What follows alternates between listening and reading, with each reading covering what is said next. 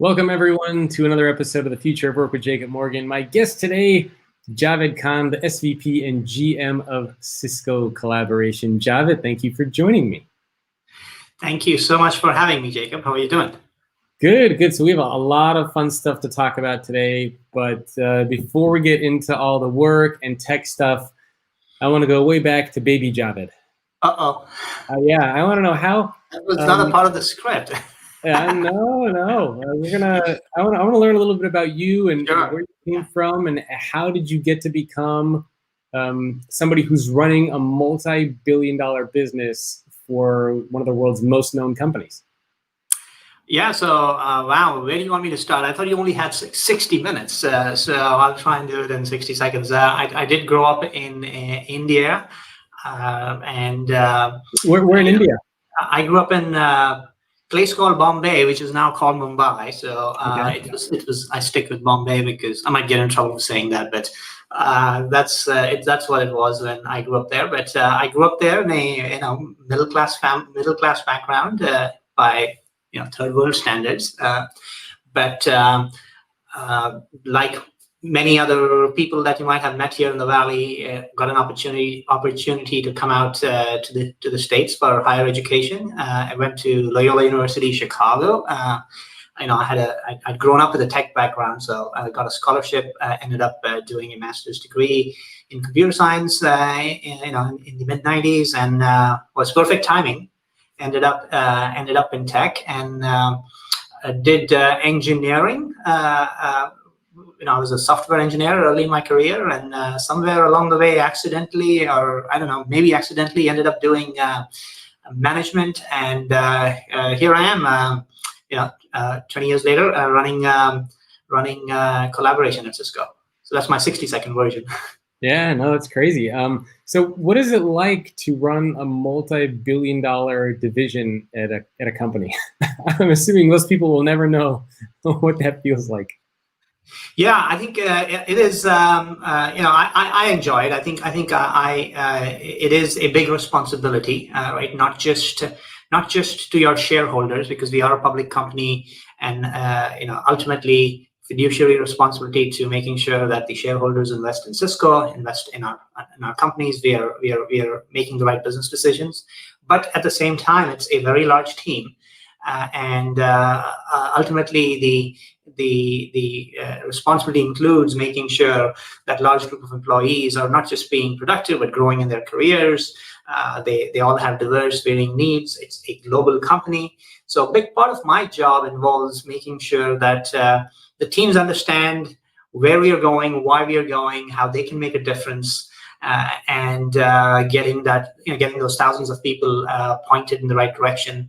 At the same time, making sure that the business is being effective and competing against what is, especially in the collaboration space, an extremely competitive space. So we have to be extremely agile and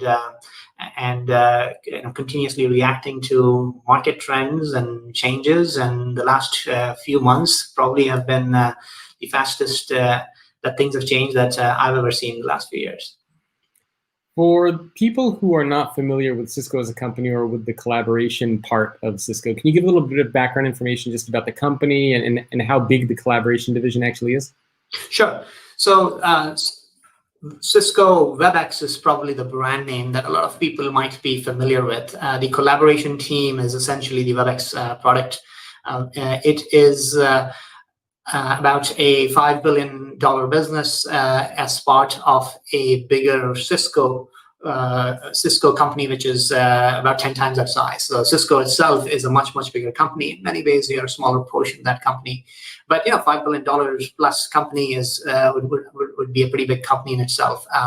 The collaboration team includes the WebEx product that many people use at today, especially in today's environment. But it also includes other products like when you make a phone call, for example, the chances are behind the scenes it's Cisco software driving those phone calls, and that's been a big part of our business. You've probably seen video devices, which are devices in conference rooms and increasingly devices at home that you can use to call into video meetings. So that's another big part of our portfolio. And then we also make software that drives call center agents, so contact centers as we call them. So if you call somebody for tech support, the chances are they're using software. All of that combined enables the world to collaborate, and that is what Cisco Collaboration does. But a smaller part of a bigger company, which also sells lots of other things. Yeah.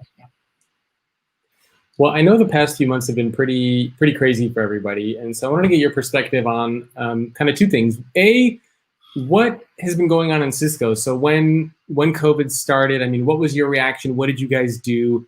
And the flip side of that is also, what have you seen from a lot of your clients who are using your technology? So let's start with Cisco internally and how you guys dealt with it and how you handled the situation.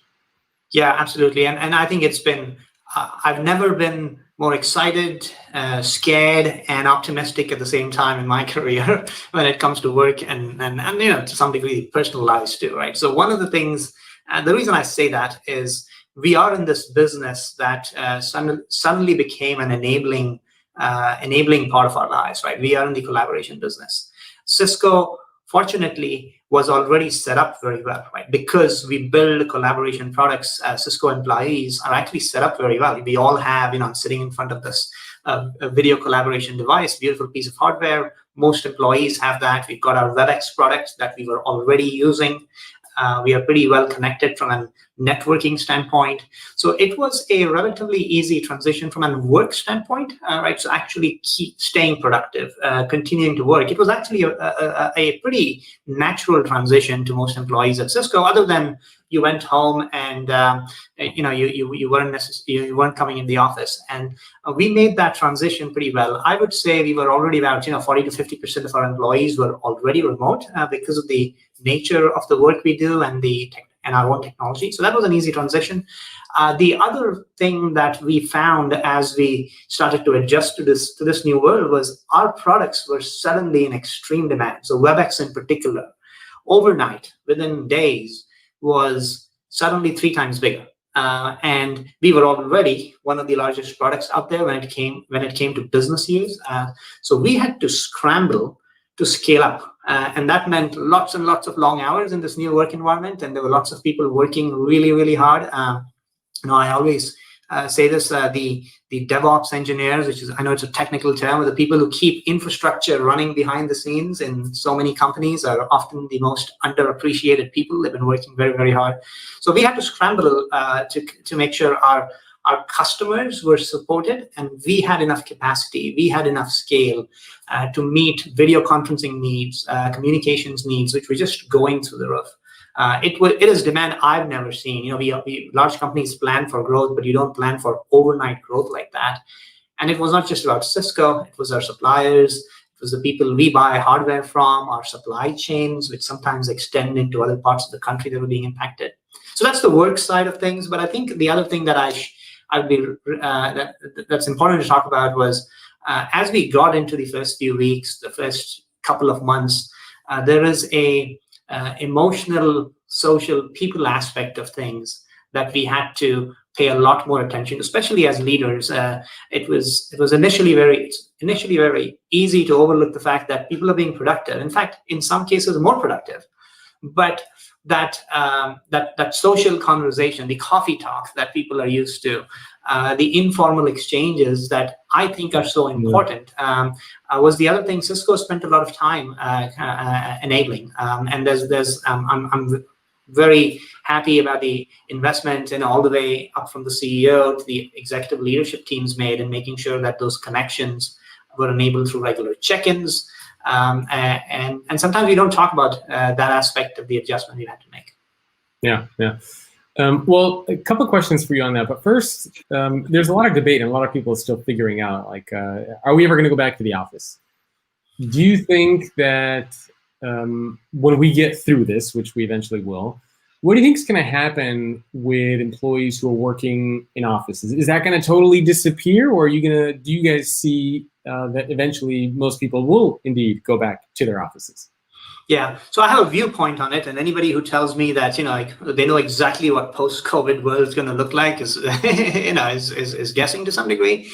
But we do believe that there will be an increasing acceptance of people working from home. Right? We pushed the bounds of technology the last few months, and we found out that certain things you can do just fine from home. Right? But ultimately, we believe that we will always see a hybrid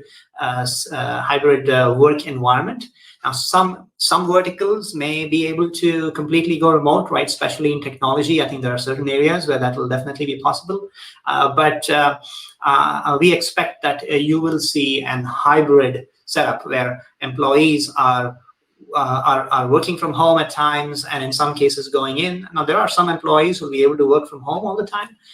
We use the term work is no longer where you go, it's what you do. Yeah. And the focus is going to be on how can I get what I do done, and less important is do I physically need to be there. So we are expecting a hybrid environment going forward, and that's what we are planning for. How much is still an unknown. Yeah. Do you still think there is some value from employees being face to face and seeing each other? Absolutely. So technology today solves a lot of those problems, right? So the advancements in video technology, we are in this business super excited about the fact that technology has come so far and has been adopted so far. And I think eventually technology is going to get pretty darn good, where that face-to-face interaction will feel almost like being there. I think some aspects of it will actually get better.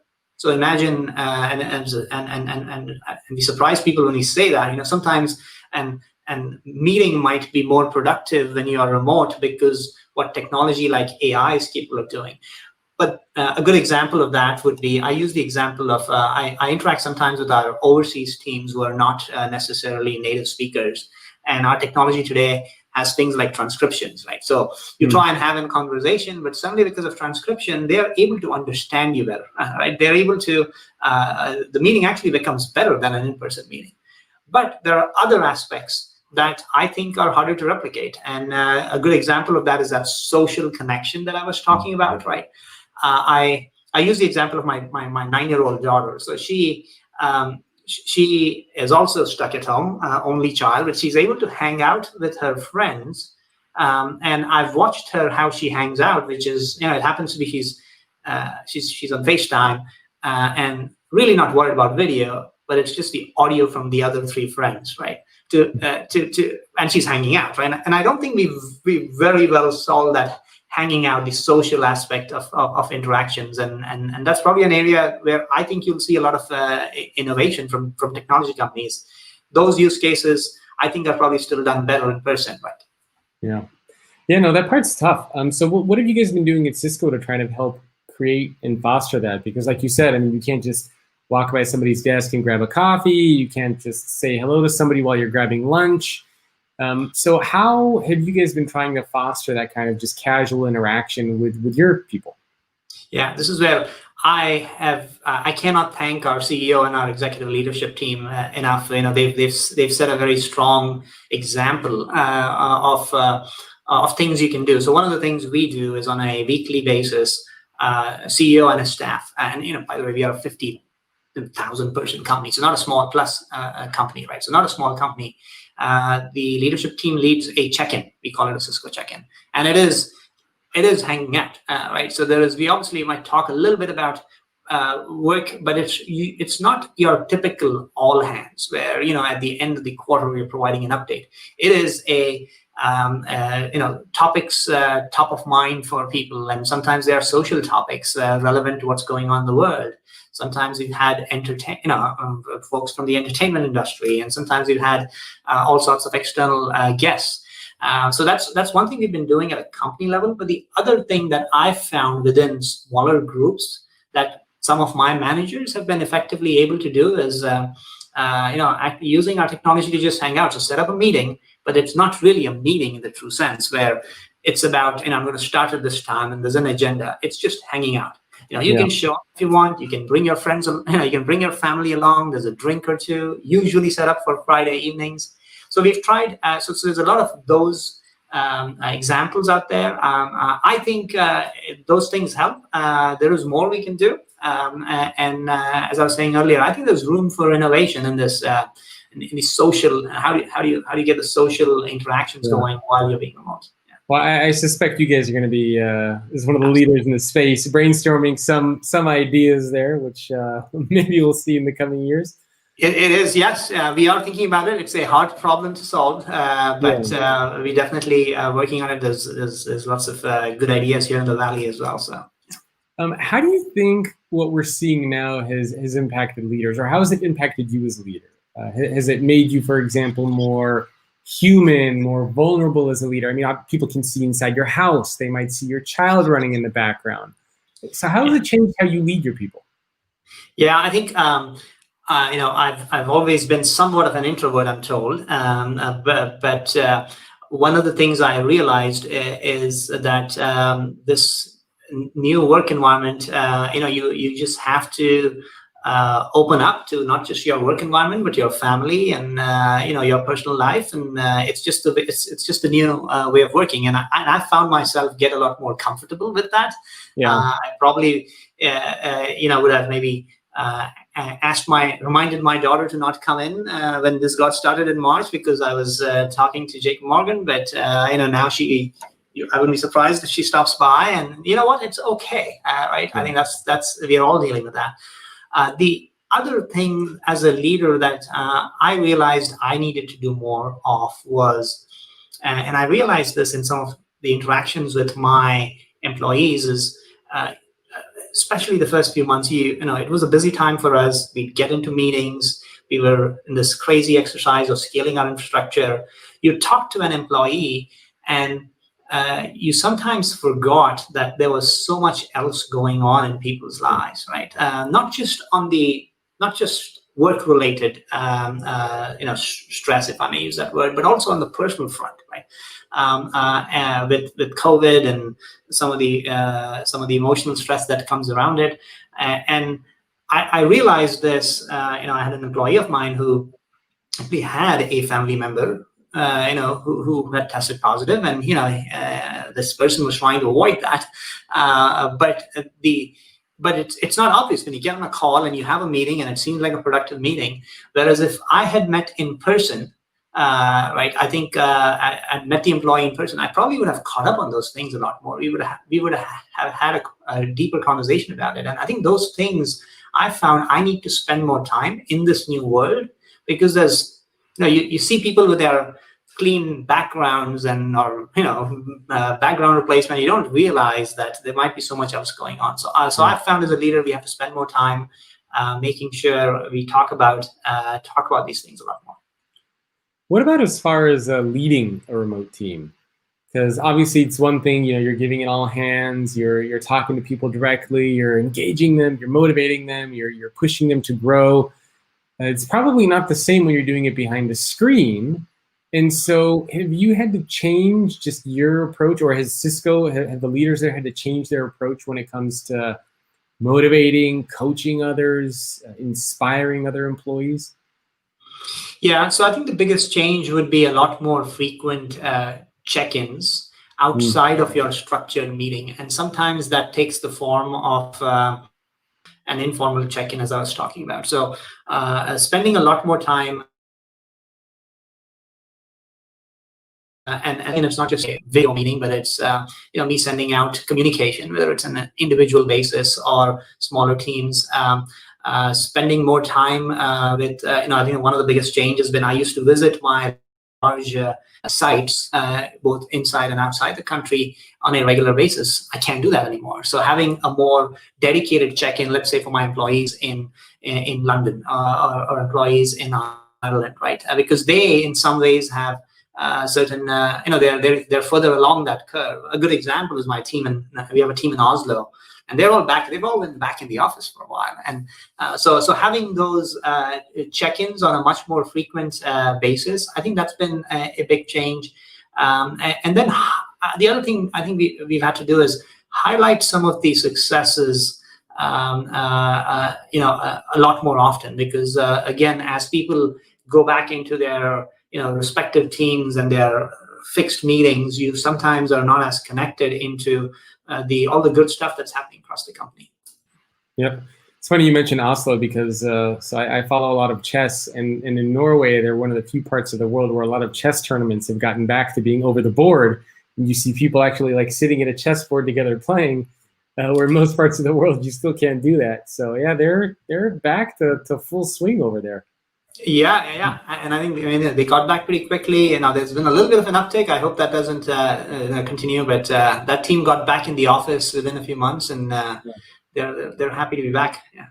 So one thing that you mentioned, which I thought was interesting, is scaling. And I know that this is a challenge for a lot of leaders at companies around the world, is how do you scale, how do you grow? And for a lot of people, they have the luxury of doing it over longer time period, but you guys had to basically scale and grow over like a couple of days or weeks. Can you talk about what that process was like? I mean, as somebody who's leading this multi-billion-dollar unit, how do you think through that scale? What was your process or approach? Yeah, and I think it reminds me of a lot of long nights with many people. So one of the things we realized was, so I started getting these phone calls. I remember in early March, from CIOs going, Javed, I just sent everybody home. Is everything going to be okay? And we knew that we were going to need more capacity, but I don't think we realized till the first, I think Tuesday morning, 8 a.m., second week of March, that this wasn't going to be 20-30%, right? This was going to be 100% every few days, right? Wow. So one of the things, and software today is designed to scale up relatively. It's automated. Normally, you can scale up pretty well. But we ran into some interesting constraints that normally would not be things you would think about because this happens so fast. So a good example of that is, even large public cloud providers who actually have compute sitting there that you can just rent, right? You suddenly had so many of these tech companies asking them for the same resources. And so while these systems were built to scale up, they were usually built to scale up 20, 30, 40%. And then you started to run into dependencies on suppliers or vendors that you depend on. And those were some of the bigger challenges. Another good example is just bandwidth in the US. So everybody went home. And instead of company enterprise networks, which are usually well managed, they connect into our data centers, folks were coming over their, ISP, right? Whether it's an AT&T, Verizon, or T-Mobile, right? Or they were coming over mobile networks. So we had to call up some of our vendors, and they were all scrambling with this sudden change. So it was a big learning that when you have to make sure that your downstream suppliers or your downstream resources that you depend on, when they have a similar run on their resources, if I use the term, what does that do to your ability to scale? So a lot of our challenges had to be with that.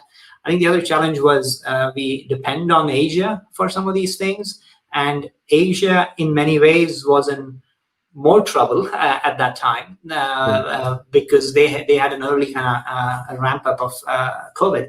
So that put some strain over there. But the team did a fantastic job. I mean, we worked really long hours. We were able to kind of navigate that. The other kind of decision we made, which I'm very proud of, is our customers and new customers, or folks who had not used things like video conferencing before, were wanting to use our products.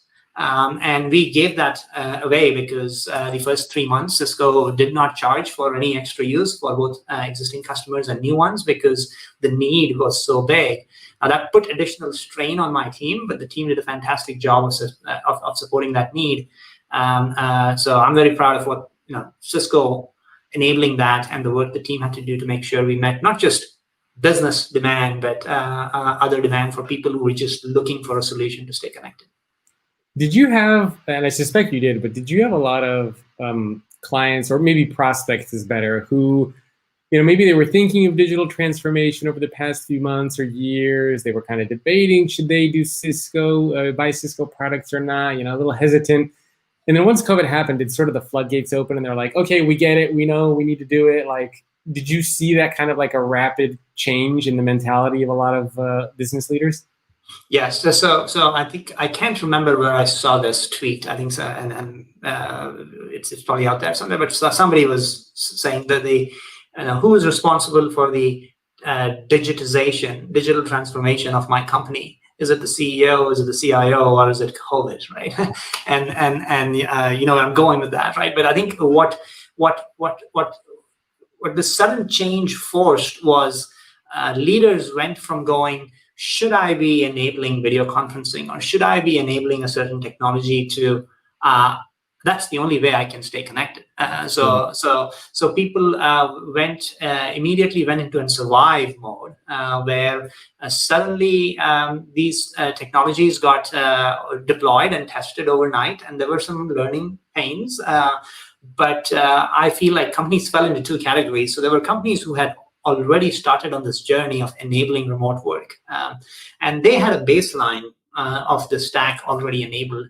For them, it was a matter of, I have 10,000 employees. I have 100 employees who were effectively using this. How do we scale it out to the entire corporation? But I already have this baseline technology in place.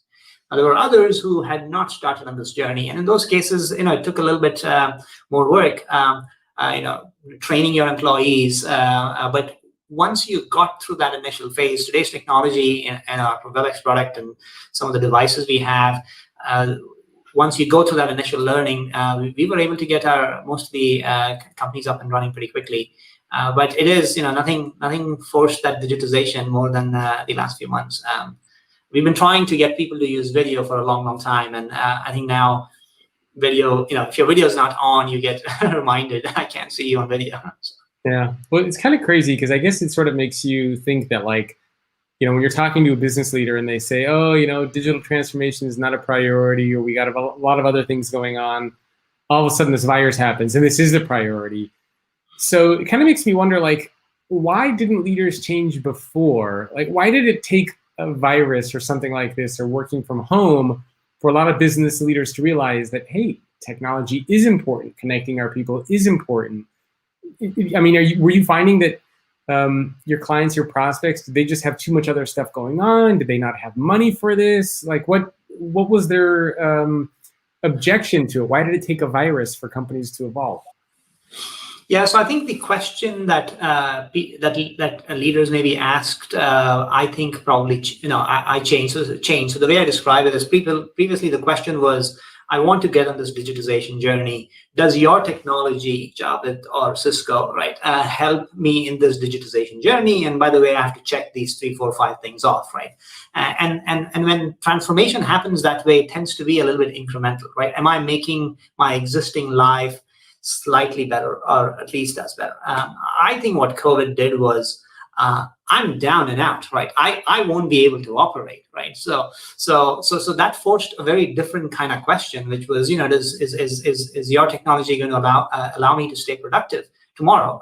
And I think in many cases, this technology was out there. So I think the leaders were forced to ask a business continuity question, which is, will I be able to even operate, versus, are you going to help me become, more productive? I think that's what forced change. Yeah, I think it's a very different kind of bar, and I think it's not just about it's not just about video and collaboration. It's also other verticals, right? So doctors who were forced with, I don't want to go into the room because I don't have the necessary equipment. Well, can technology help me solve that problem? And that's a question nobody was asking before, right? Same thing applies to other verticals like manufacturing, right? Do I have to go into the office to do what I used to be doing? And I think that's what's accelerating the transformation. Yeah, it's interesting that the question changed from, like, is this going to help me transform, to, is this going to help me stay in business? Mm-hmm. Which, it's sort of interesting. Like, if this would have happened, I don't know, 10 years ago or 20 years ago, I wonder what the impact would have been on businesses around the world. I mean, I would imagine it would have been just completely catastrophic, because we just wouldn't be able to get things done. Like, it would just shut down. Yeah, I think I have two views on that, right? So one is, how would we have managed? And maybe we would have been on phone calls or something, right? Yeah. But the flip side of that is, not that I want this to happen, right? if something like this 10 years ago would have completely changed the trajectory of innovation too, right? While we might have struggled mightily at that time, I think it would have forced some of the innovation sooner. So we may have been further along, right? So I look at it as two ways. Events like this actually accelerate future innovation even further. But that could have been a different outcome. But that is, me speculating. Yeah. Well, in general, when you look at how the world of work is changing, obviously technology is a part of it. COVID, we've been seeing with COVID, Black Lives Matter, a lot of the issues happening in the world. I mean, work and leadership is clearly changing. What are some of the big trends that you are paying attention to, or that Cisco as a company is paying attention to, as far as how work is evolving?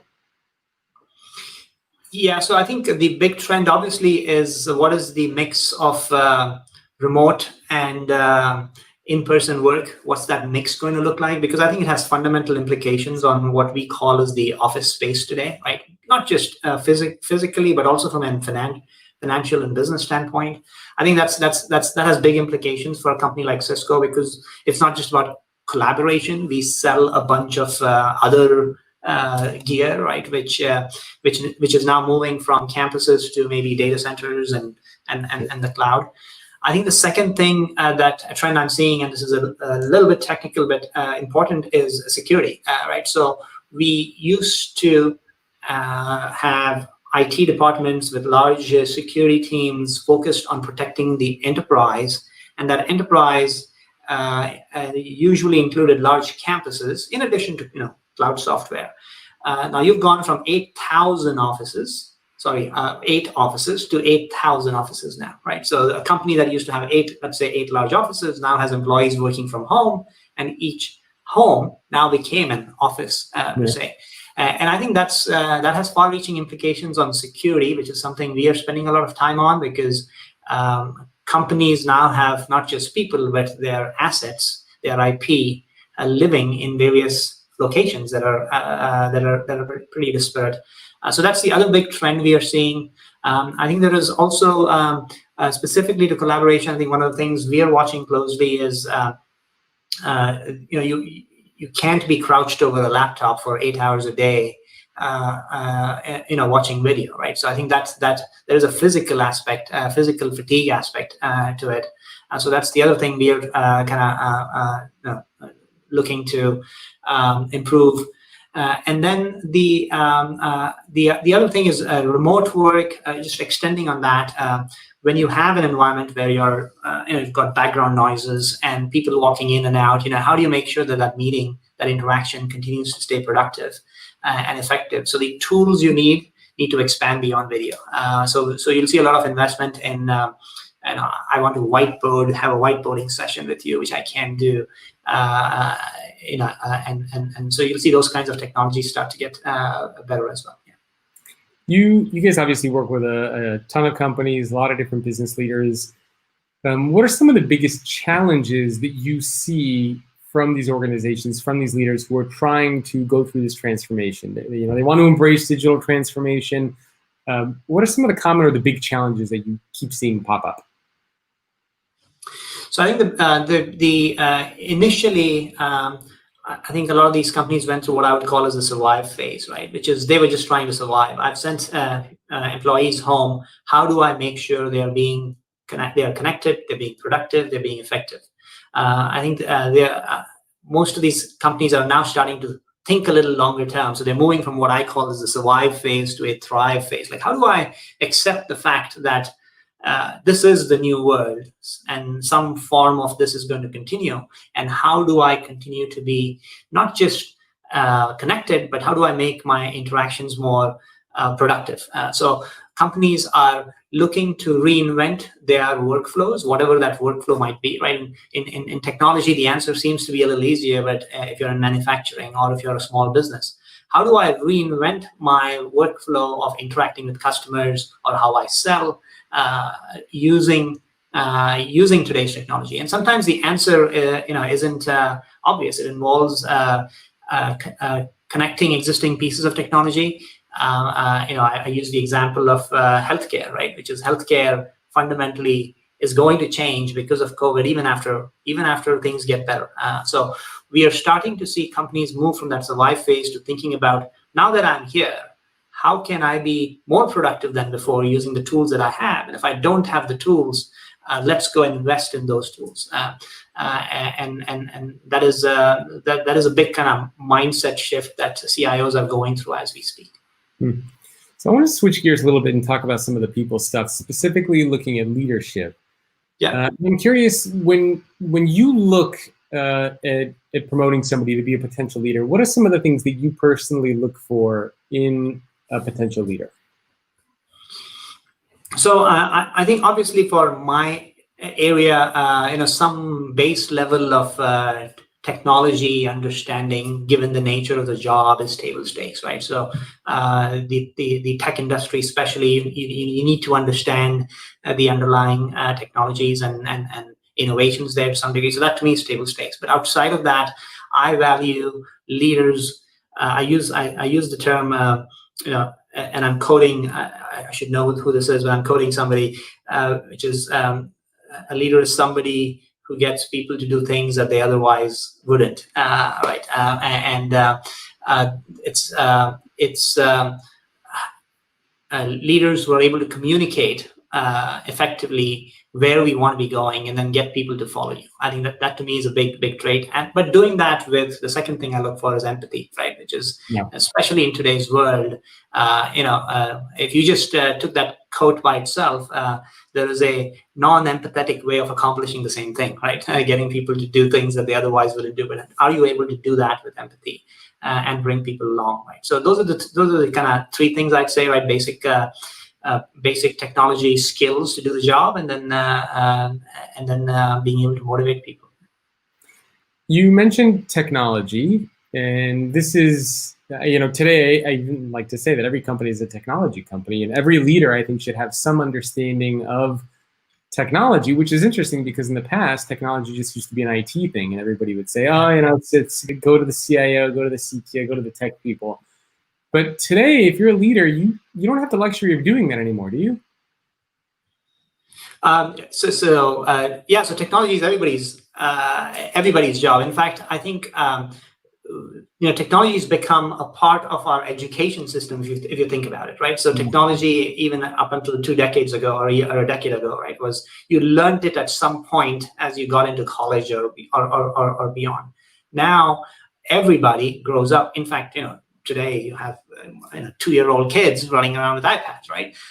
So technology has become a way of life. It's how you grow up. So I think your comment is very fair. It's like technology. What is technology? I think the definition has changed, and it's like learning the language English as you grow up, right? Technology has become a part of our lives, and I think we use it in different contexts sometimes here in the Bay Area, but ultimately technology is a part of everything that everybody does today. So yeah. So for leaders, do you have any advice or suggestions on how they can become a little bit more fluent with technology? Is it as simple as just like testing these things out and playing around with them? I think most leaders being hands-on would be my piece of advice, right? Which is even as we went through this phase here where we rolled out new tools, or a leader rolled out new tools for people to communicate. I think being a hands-on user of those things, using those day to day, I think is a good way to get more familiar. I found most leaders, who are successful are already pretty savvy with technology per se, right? But the best way to kind of get more familiar is to just use it and not be scared of it. Yeah, no, that makes sense. I want to also get back a little bit to you and sort of how you make decisions and choices. Sure. So as a leader of a multi-billion-dollar unit, do you have a process for how you decide on which investments you want to make, which strategic direction that you want to take? What is your process like when you're making these pivotal choices? Do you have like a framework that you use, or how do you approach it?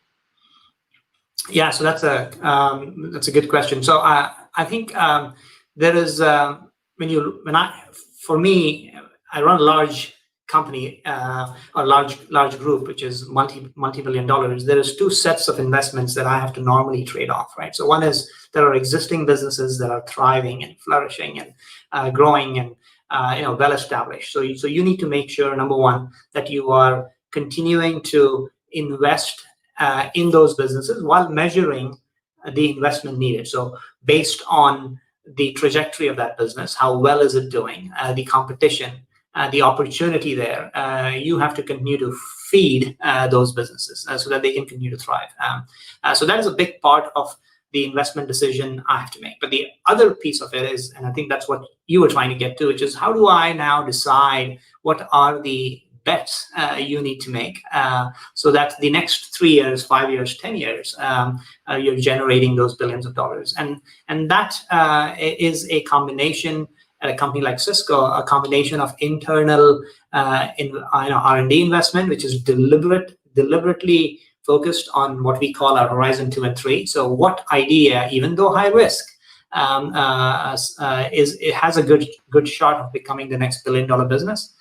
And then the third thing I'd say is, we are always looking for others out there who have a head start or who have an idea that's already proven itself. And in many ways, that's a risk reduction exercise. So the investment is kind of distributed across those three buckets, and it's driven based on some level of data, but sometimes you also have to take an educated risk. Some of those things will not work out. But you have to place that second and third bet on a regular basis. Have you ever had to make a bet on something that didn't work out? Absolutely, yes. I mean, I wouldn't want to call it out here live, but well, without like naming what it was, can you just explain like how did you deal with it when you made a bet on something and it ended up not going well? I mean, a lot of people would say, oh, that's a failure. Clearly, you didn't get fired. But how did you deal with making the wrong choice? Because that's something that a lot of leaders struggle with, is dealing with a mistake or with something that might be perceived as a failure. Yeah, so I think so betting a company like Cisco often comes with a set of financial metrics around it, right? The reason I'm placing this bet is we've made some assumptions around what the payoff's going to be, and we accept that some of those are going to be failures because if there was no risk, somebody would have solved that problem already, or we would have solved that problem already. So I think if you start with that assumption, it becomes a lot easier to then analyze when you get to the other side of it. So a couple of investments we've made, for example, in terms of technology, we felt that it was going to be a product or a feature that was going to become a billion-dollar business or a $100 million business, but it only turned out to be our customers decided they were not going to pay for it, but they wanted it for free, right?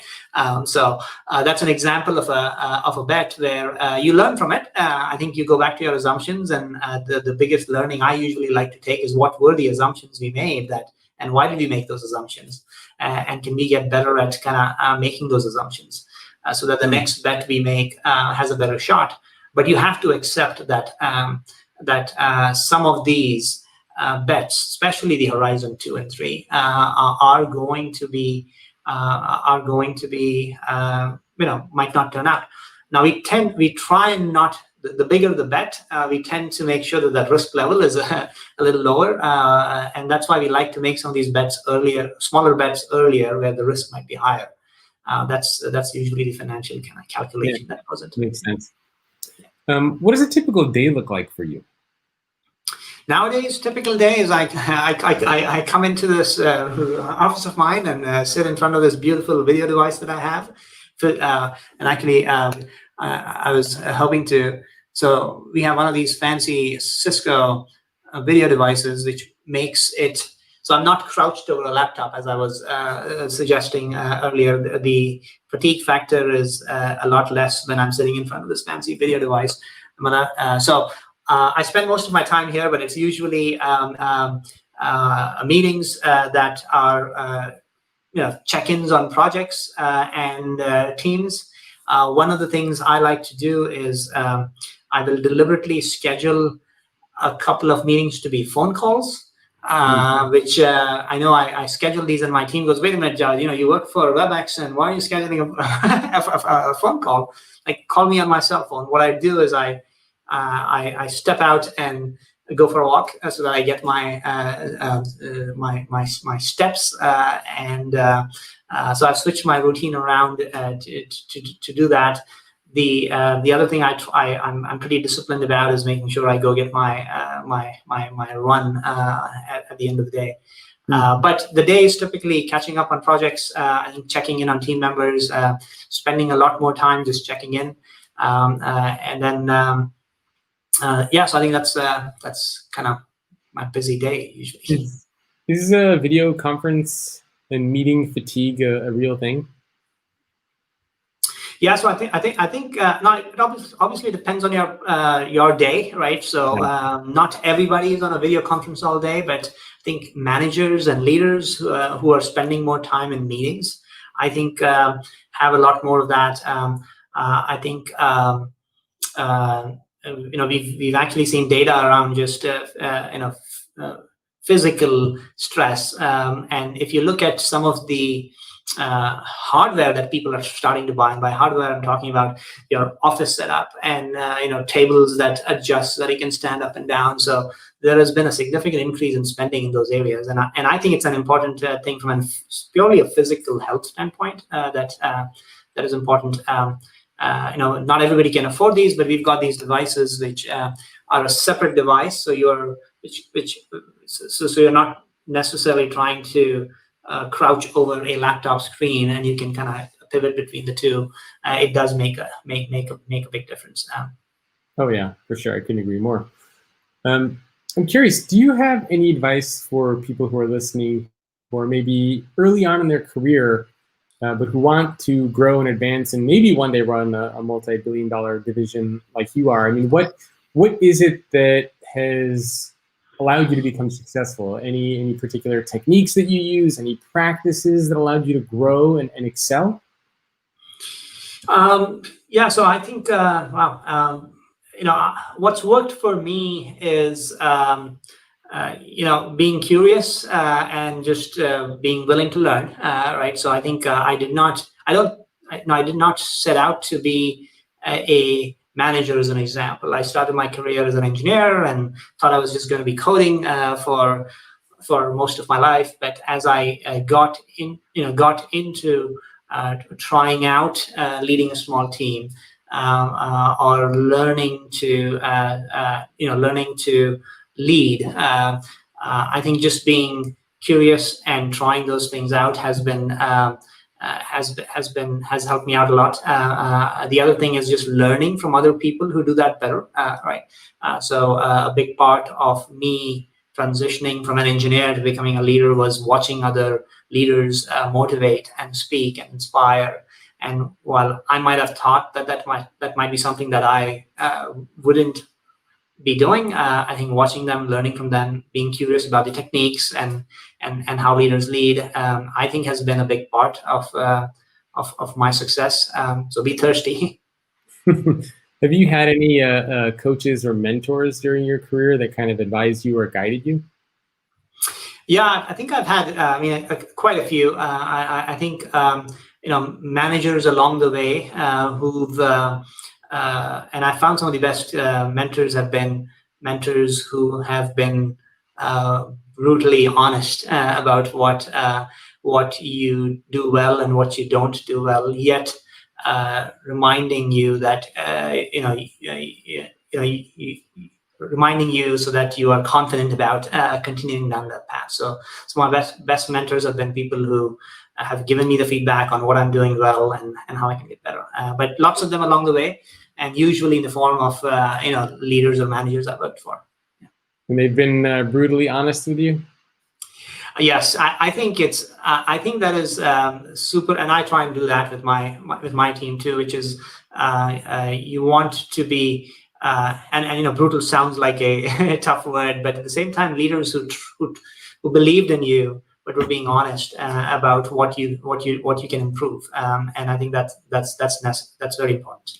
Yeah, well, I mean, Cisco is also a very unique company as a whole in terms of culture. I mean, I don't know if this is still true, but I remember I was talking to Francine Katsudas, your chief people officer, and this was maybe 2 years ago. And she was telling me how you guys got rid of like annual employee engagement reviews and performance reviews and all that sort of stuff. So how, as a leader now, do you work with your people to see if they're engaged or happy, or how do you evaluate them if you don't have an annual performance review? What's that process like for you? Yeah, so and you know, Fran's a fantastic leader. She's very instrumental in some of the improvements we've made here at Cisco and how we do these things. I think going back to, you know, you want to be honest with your employees, but being empathetic as you do that is the key, right? And I think this is where Cisco encourages those honest conversations with your employees, whether they are performing or not, but making sure you're having those regular conversations. Now, in many ways, the annual performance review system avoided that because it deferred that conversation to a moment in time. Yeah. And those are always almost surprises, right? So by eliminating those, it's forcing managers. The other thing Cisco does a very good job at is evaluating managers themselves, right? So making sure that managers are being trained and being supported to have those conversations, because especially in tech, you have this scenario often where good, strong engineers sometimes become accidental managers because they're high performing, but they have not necessarily been coached and trained to have those brutally honest conversations, yet be empathetic as you're having those conversations. And I think Cisco's got a fantastic framework around that. That's one of the reasons why, you know, we are always coming up on those great places to work list. And it's important you do that in good times and bad times, right? So I think you want to make sure that that company culture is consistent when things are going well and not going well, so the employees expect and know what they're going to get. Yeah, no, that makes sense. And it's not even just for engineers and coders. I mean, even in finance, right? I mean, if you bring in the most amount of money, you get promoted, even though you're not necessarily good at leading other people. So, yeah, it's tough. I think leadership is definitely changing. But yeah, I mean, I've known some of the amazing work that you guys have been doing at Cisco for years, as far as how you think about people and leadership, and you've been driving a lot of the change, which I think is totally fantastic. Well, we only have a couple minutes left, so maybe we can wrap up with just some advice that you might have for, let's look at two groups. So advice for people who are not in any kind of management position, who are maybe early on in their careers, but you know, they're hungry, they want to grow, they want to develop. What advice do you have for them? Wow. So I think I would say love what you do, especially folks early in their career, right? I think I ended up where I ended up because I feel like I always ask myself, am I enjoying what I'm doing? And if you're not, don't hesitate to make a change because especially early in your career, with so much in front of you. So I think that's probably the biggest piece of advice I'd give based on my experiences. And I think your second question was for managers. Yeah, the second question was more for people who are in a leadership capacity. And I love what you do, because life is short. So if you consistently are depressed and angry and frustrated with your job, I mean, why bother doing it day in and day out? So you really do need to enjoy the work that you're doing. Yeah. The second question is more around people who are in a leadership capacity where they are responsible for others. And obviously they're concerned with how the world of work is changing. They want to be good leaders. They want to adapt. I mean, what should they be doing or thinking about to become better leaders?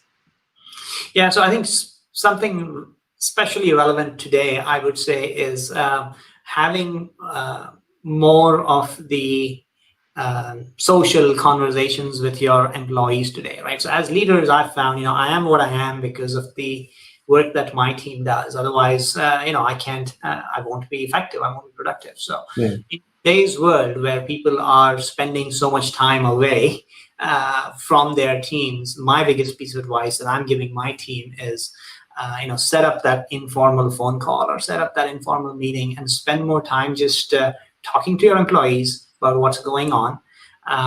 Because the rest of it, I think we've got a system and processes, you're able to measure, you're able to be effective. But in today's world, I think spending more time with their employees, making sure you're understanding what else is going on, and what else they need beyond just the tools at work, I think is a big part of leadership today.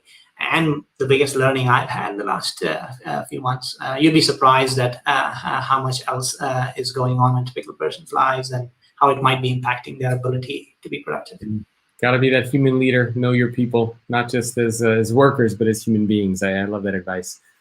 Well, Javed, where can people go to learn more about you and Cisco? Some people watching, listening might not know, but Cisco and I we recently collaborated on a pretty awesome video. And I think the URL was futureofwork.webex.com, yes. Right? Yep. And there's a lot of cool stuff on there. Yeah, please go visit that site. There's lots of information about technology and talks from smart people like yourself. And there is also free tools and so on. You can also go to webex.com and find out more about just the work that Cisco has been doing. And if people want to follow you, are you on LinkedIn or Twitter or any other? I'm on LinkedIn and on Twitter. It's Javed_Khan, or you can find me. I'm on both. Very cool. Well, thank you. Yeah, thanks for taking time out of your day to speak with me. I really appreciate it. Well, thank you. This was fun. Yeah. Have a good day. Yeah, thanks. And thanks everyone for tuning in. Again, my guest has been Javed Khan, SVP and GM of Cisco Collaboration, and I will see all of you very soon.